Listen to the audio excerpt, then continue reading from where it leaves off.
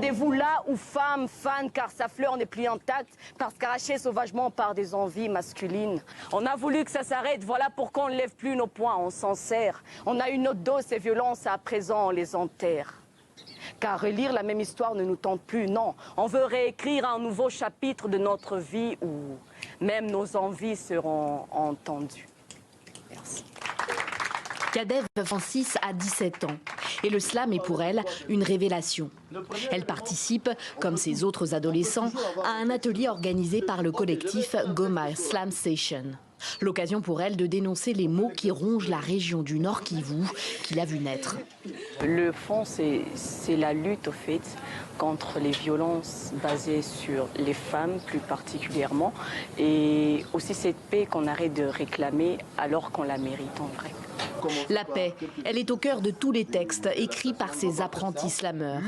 Ils suivent plusieurs sessions de formation qui commencent par des exercices de respiration, de diction.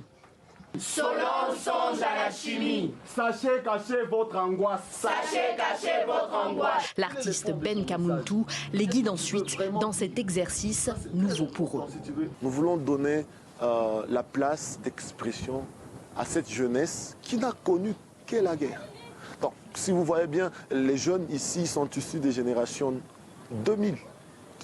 Donc, celui qui est plus âgé est né en 2000 ans.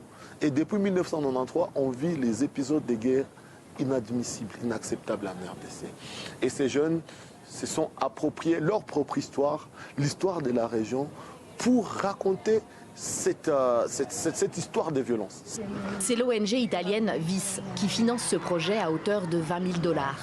Sa présidente en RDC a constaté que l'art est négligé dans le pays, alors qu'il peut être un puissant moyen de promotion de la paix.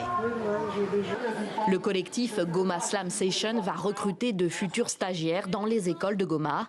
L'objectif est de former 18 000 jeunes à cet art qui leur parle. On slame pour la paix.